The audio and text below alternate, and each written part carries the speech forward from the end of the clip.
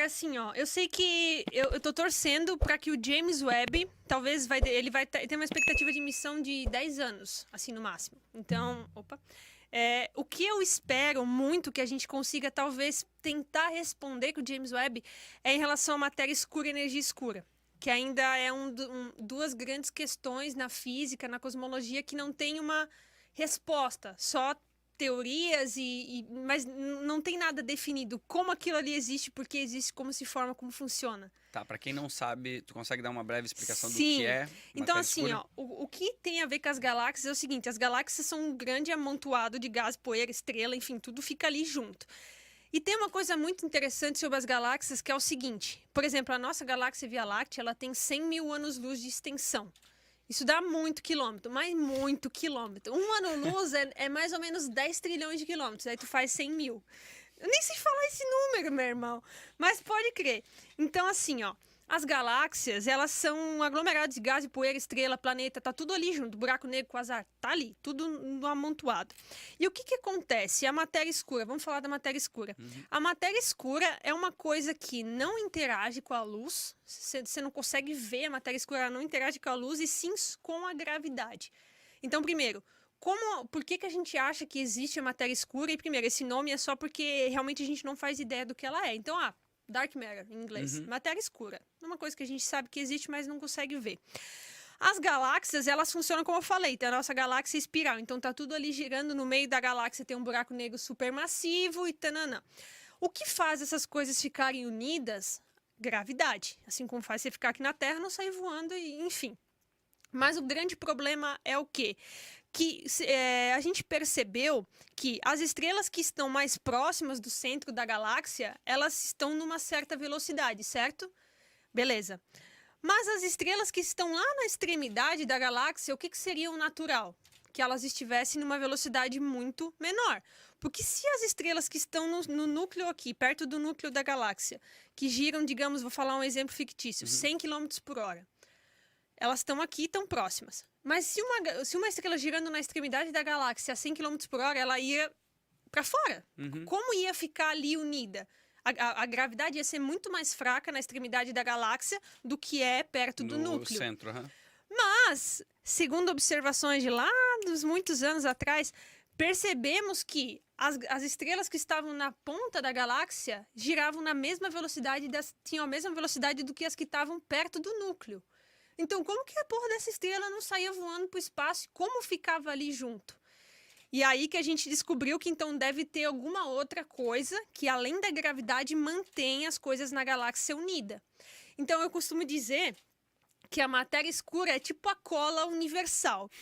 E que a gente tem que agradecer muito, porque se ela não tivesse ali, não tinha. Sumiríamos. Como que o planeta Terra, as estrelas iam ficar, o Sol, como é que o Sol ia ficar? O Sol não está muito perto do núcleo, mas também não está muito na extremidade, mas está mais ou menos ali Mas na ia metade do caminho. desencadear tudo, sim. Não ia, a gravidade de tudo isso ali não é suficiente para manter as coisas na galáxia unida. Daí que vem matéria escura. Então, tem alguma coisa ali que mantém as coisas unidas. Existe até um mapa detalhado da matéria escura que a gente consegue ver. Tipo, é um negócio que, tipo, tá em todo lugar, sabe? Tá mantendo as coisas juntas. Então, isso a gente sabe que tem a matéria escura. E uma das formas de detectar a matéria escura é quando ela interage com a luz. Por exemplo, vamos imaginar aqui bem certinho agora um feixe de luz viajando pelo espaço. Tá. Se ele encontrar um amontoado de matéria escura, ele não vai passar reto e nem por dentro, ele vai ser desviado. Ele contorna? É. A gente chama isso de lente gravitacional. Então, a luz está vindo aqui, ela vai contornar o aglomerado de matéria escura. Então, a gente sabe que ali... Então, essa é uma forma de eu identificar que ela está ali, que ela existe Exato, ali naquele que ali ponto. existe um aglomerado de matéria escura. Que Agora, ali tem por matéria que ela está ali, né, naquele ponto? Uma das grandes questões é como a matéria escura se forma, do que ela é feita. A gente tem um dos candidatos mais famosos, que são as chamadas WIMPs, que são partículas de interação fraca.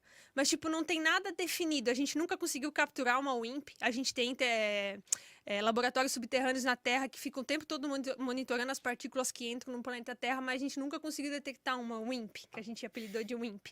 Então, tipo, a gente não sabe do que é feita, por que ela existe ali. entendeu? Então é uma das grandes questões que eu queria que o James Webb conseguisse auxiliar na cosmologia. É uma das grandes expectativas que eu tenho, que a gente consiga ter mais provas concretas para a gente conseguir avançar um pouco mais no estudo da matéria escura. Então, assim, resumido, matéria escura mantém as paradas tudo junto, não deixa nós sair voando loucamente pelo espaço, consequentemente morrer. Energia escura é completamente o oposto. Energia escura, também a gente apelidou de energia escura, é o que faz o universo estar se expandindo como ele está. Por exemplo, E como ele está expandindo, o nosso universo, o que a gente está aqui agora, ele está se expandindo. Se eu não estou enganada aqui agora, porque é muito número, às vezes eu me confundo, aproximadamente 73 quilômetros por segundo por megaparsec. Um megaparsec é mais ou menos 3,3 milhões de anos-luz. Tá, vamos lá. Ele está se expandindo. Então, essa taxa a gente consegue por causa de algo chamado constante de Hubble, enfim, do Edwin Hubble, que fez todas as paradas. Ele está se expandindo daquele núcleo no centro, Não. aquele buraco negro, que a partir dele a gente está expandindo como não. se... A galáxia não está expandindo, ela não está, tipo, ficando maior. É o espaço que está se esticando. É tipo assim, eu não gosto muito de ilustrar o espaço-tempo como tipo um tecido, como todo mundo ilustra. Porque isso seria um plano 2D, e a gente vive num mundo de 4D. 3 dimensões de tempo, 3 dimensões de espaço, uma dimensão de tempo. Então, mas fica mais fácil a compreensão ilustrando com um tecido. Então é tipo como se fosse essa folha aqui está o espaço-tempo, a galáxia existe aqui em cima disso aqui. Então não é a galáxia em si que está se expandindo, e sim essa folha, como se essa folha estivesse ficando maior e a galáxia só vai seguindo o rumo junto. Então, como a gente sabe que ele está se expandindo? Por causa do nosso queridíssimo Edwin Hubble, que conseguiu medir por causa das estrelas chamadas estrelas variáveis cefeidas, enfim, foi tudo feito um bagulho lá, conseguiu saber que o universo estava se expandindo. Beleza. Aí conseguiu, através da constante de Hubble, tudo mais, decidir essa taxa, e por causa disso a gente sabe que o universo tem tal idade, que a gente estima que ele tem tal idade. Então, a gente sabe que ele está se expandindo. Só que naquela época, a gente imaginava que após o Big Bang, que deu aquele boom de expansão, que ele expandiu trilhões e trilhões de vezes num segundo, que depois de um tempo ele ia parar. Então, até Einstein acreditava num universo estacionário. Tanto que ele criou uma tal de constante cosmológica. O universo é ali, sempre será, sempre é, sempre vai ser constante cosmológica. Mas daí a gente acabou descobrindo que não, que o universo estava se expandindo e muito mais rápido do que a gente esperava. Por quê? Porque ao observar galáxias próximas da gente, a gente percebia que elas estavam se distanciando. É como se eu estivesse aqui agora, eu estivesse fedendo, e você saísse correndo para longe de mim, porque não estou aguentando ficar perto de mim. Só um exemplo aqui para ilustrar. Tá tudo certo. Sim, e você estaria observando e eu me distanciando. Se distanciando, e parecia que eu ia estar aqui parada. E todo mundo está se distanciando de mim e eu estou parada. Mas aí Hubble começou a observar que então essas galáxias estavam se afastando. E um porém, quanto mais distante estava a galáxia, mais rápido parecia que ela se expandia. Vou ilustrar. Faz um monte de pintinha num balão e começa a encher esse balão. Você vai ver que o espaço entre as pintinhas vai começar a se expandir. É basicamente isso, ilustrando o universo se expandindo. Então a gente sabe que ele se expande, mas não sabe o que faz ele continuar se expandindo. E a gente chama isso de energia escura. Ou seja, cada pontinho seria uma galáxia, é isso? Isso. E daí, ou seja, elas continuam no mesmo tamanho, elas só estão se distanciando. A galáxia agora, o que acontece nesse espaço entre elas? Porque se a galáxia continua igual, só que daí agora eu estou esticando o universo, eu aumentei essa distância. O que existe nesse espaço que aumentou? No vácuo interestelar existe poeira. Poeira interestelar, matéria, enfim. Tem alguns lugares no espaço que tem muito menos matéria do que em alguns. Por exemplo, tem muito menos, digamos assim, átomos do que em alguns. A gente chama isso de vazio. Tem um vazio, que é o mais famoso de todos, que se chama vazio de Botz. Se eu não estou enganada agora, ele é um vazio com um tamanho de 300 milhões de anos-luz, se eu não me engano. Então, tipo assim, ele não está totalmente vazio. Mas existe muito menos galáxia ali do que olhar para o lado. Tipo, aqui tem 3 galáxias, aqui tem 25. Assim. Sim, é como se estivesse aqui de um lado tem um campo, mato, e do outro lado tem uns prédios aqui. Exato. Tô andando na BR. Exato. Então tem muito menos matéria ali. Ali tem poucas galáxias e não se sabe o porquê. Tá. Mas enfim. Então, eu me perdi aqui de novo o que eu tava falando. Não, é porque eu tinha perguntado sobre essa distância. Então, isso ali tá se distanciando. Aí tem gente que pergunta, mas então se o universo está se expandindo, por que daqui a 4 bilhões de anos a nossa galáxia vai se colidir com Andrômeda? Porque vai. Daqui a mais ou menos... Eu tô sabendo agora, mas ok. 4 bilhões de anos é tempo pra caramba. Daqui a 4 bilhões de anos, mais ou menos, a nossa galáxia Via Láctea vai colidir com a galáxia de Andrômeda, que é a nossa galáxia vizinha, que num dia muito perfeito, com pouca poluição luminosa, você consegue ver a olho nu, a galáxia de Andrômeda. Então, vai colidir. Por quê? Porque elas estão próximas. Então, a força a atração gravitacional entre as duas é muito grande ainda. Como elas estão próximas, então elas ainda estão se atraindo para si. Elas não estão se distanciando como o resto das coisas. Mas, tipo, a grande escala, as coisas todas estão se afastando uma das outras.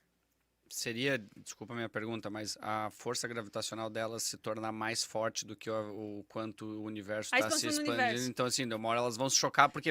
Elas estão em rota de colisão.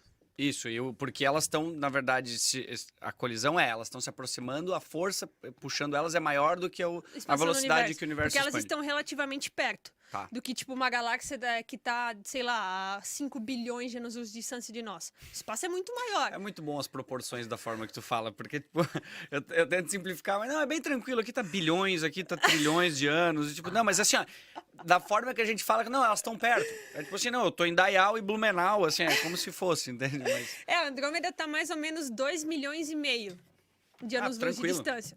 Bem de boa. É só olhar pro lado, tá ali. Mas é que, tipo, universalmente falando, é perto. É perto, te entendo. Tipo, é igual a nossa idade. A gente vive 95 anos, 100 anos. Isso pro universo é, tipo, piscou o olho, passou 100 anos lá. Isso é muito massa. Porque conversar contigo pra ter essa noção é muito legal. Porque às vezes a gente, principalmente quando saindo do tópico do James Webb, mas qualquer assunto, quando eu vejo a televisão ou vejo notícia... É assim, as pessoas dizendo, seja na política, seja ideologia, cara, eu tenho certeza, porque assim, cara, ninguém tem certeza de nada. A gente não tá tempo aqui o suficiente em escala, né? É uma piada o que nós somos pra gente viver aí com as pessoas tendo tanta certeza de tanta coisa, né? Sim, é tipo, aninhos, é tipo um segundo lá. Uhum. E eu acho isso muito incrível, tá ligado? Então, tipo, o universo, ele tá se expandindo. E vai continuar. Tanto que a gente tem algumas teorias de como o nosso universo vai acabar. Tipo, o ser humano ele não consegue, né? Ele tem que vai acabar. Que preencher essas lacunas do que não consegue explicar com teorias, né? Mas é que é importante a gente tentar saber como o universo vai acabar, porque isso nos ajudaria a responder uma das questões que é qual a geometria do universo. A gente ainda não tem certeza se o universo é plano, ou se ele é curvado, que nem tipo uma bola, ou se ele é tipo uma cela, negativamente curvado, tá ligado? A gente não tem certeza. Ou pode ser alguma coisa nada a ver com essas. Densidade. As 3 principais são essas. Então, talvez saber como ele vai acabar ajudaria a entender qual a geometria dele. É que a minha cabeça é sempre assim, quando alguém fala alguma coisa assim, eu penso, tá, mas e antes disso? Tipo, sempre vai ser e antes. Beleza? Não, ele se formou assim, mas antes dele se formar... Você não tem a questão do o que tinha antes do Big Bang? Sim, Você se pergunta isso? Eu me pergunto? Todo santo dia também, eu. Mas o que é, entende? Qual que é existem teorias em cima disso? Do quê? Do que existia antes? Cara, é que assim, a teoria do Big Bang, ela pode ser facilmente comprovada por algo... Comprovada não, mas uma coisa muito forte que leva ao Big Bang é uma coisa chamada radiação cósmica de fundo. Que é tipo uma radiação que a gente só consegue ver em micro-ondas. Então, daí vem de novo a onda eletromagnética, que é um tipo de onda. Então, micro-ondas, que é tipo um resquício energético que ficou do universo lá atrás, perto do Big Bang. Tá ligado? Então, se você conseguisse ver micro-ondas, você veria tipo toda a radiação cósmica de fundo no céu. Todo ele espalhado. Então, isso é uma das hipóteses que confirmaria o Big Bang, tá ligado? Que tá previsto na teoria do Big Bang e que a gente conseguiu observar. Sim. O ser humano conseguiu observar. Um exemplo chulo seria como se eu descobrisse um fóssil de um dinossauro. Por eu encontrar aquilo, eu conseguiria rastrear, tipo, entender por análise dessa micro-ondas que, não, isso aqui é um derivado de, sei lá, X bilhões de anos. E a radiação cósmica de fundo é isso. Então, ela está prevista na teoria e, com isso, ela consegue comprovar de que não. Então, se existe essa radiação cósmica de fundo, então, em algum tempo, o universo era muito menor e muito mais quente, que é o que o Big Bang propõe. Que ele era, tipo, uma singularidade que não dá nem para descrever o quão pequeno, mas, tipo, igual um grão de arroz que se expandiu para tudo que é agora. Então, a teoria do Big Bang prevê essa radiação e a gente conseguiu observar ela. Então, ali vão juntando os fatos. É só isso, e o antes, né? Mas, beleza. O antes, o que tinha antes do Big Bang, eu me pergunto todo dia, esses dias eu fiz uma live no TikTok pra falar sobre isso, porque, tipo assim, não tem uma resposta, e não sei se um dia a gente vai ter o que existia antes. Porque daí, antes tem a ver com tempo. Antes, depois, tempo. Mas, tipo, o tempo passou a existir depois do Big Bang. Existe com o espaço. Ou foi um conceito que nós... A gente criou o tempo agora, tipo, agora são tal hora Isso. e tudo mais, mas, tipo, pra pensar o que tinha antes do Big Bang, isso me buga a minha cabeça. Ah, sim, da tela azul no Por Windows. quê? É foda. Porque, assim, aí as pessoas perguntam, tipo, Boladona, onde que tá o centro disso tudo, do universo? E também não tem um centro. Por quê? Porque tudo expandiu de forma praticamente quase igualitária. Existem esses espaços que a gente chama de vazios, porque não está espalhado totalmente de forma igualitária, todo o universo, enfim. Mas, tipo assim, o universo, ele cresceu igual. Eu vou dar o exemplo de novo, como uma bexiga, só que tu corta fora a boquinha da bexiga. É só uma bexiga. E, tipo, que tu começa a encher ela. Então não vai ter um centro onde ela começou a encher, ela vai encher tudo igual. Então não existe Nossa, não existe um centro. Assim como a muito gente louco. não sabe o que tem antes. É louco. Muitas pessoas, Deus colocou o Big Bang e tal. Tanto que a teoria do Big Bang, ela não refuta Deus. eu vi algum vídeo falando sobre isso, que na verdade quem criou a teoria do Big Bang, eu acho que era um padre. padre. Georges Lemaitre. É um padre. Criou a teoria do Big Bang. Foi ele que propôs. E, enfim, a teoria Pra do ver Big Bang... como ele mesmo, eu acho que era isso que eu tinha visto, que ele mesmo colocava, não, uma coisa não tá, ele não tava anulando uma outra, ele estava Exato. dizendo, isso aqui é o que a teoria, os cálculos, a física mostra. Isso. Porque ele era físico também, né? Então, tipo assim, a teoria do Big Bang, ela não refuta Deus. Ou o Deus, eu tô dizendo um criador. E eu acho muito... Eu até vou aproveitar que tem gente assistindo. Eu acho muito tosco ficar, tipo... eu vejo muitas páginas na internet ficar tentando competir. Ah, se você gosta de ciência, então você não pode ser religioso. Se você é religioso, você não pode gostar de ciência. Eu nunca me envolvo em discussão, tipo, de religiosa. Porque, cara, o meu papel aqui é aproximar as pessoas da ciência.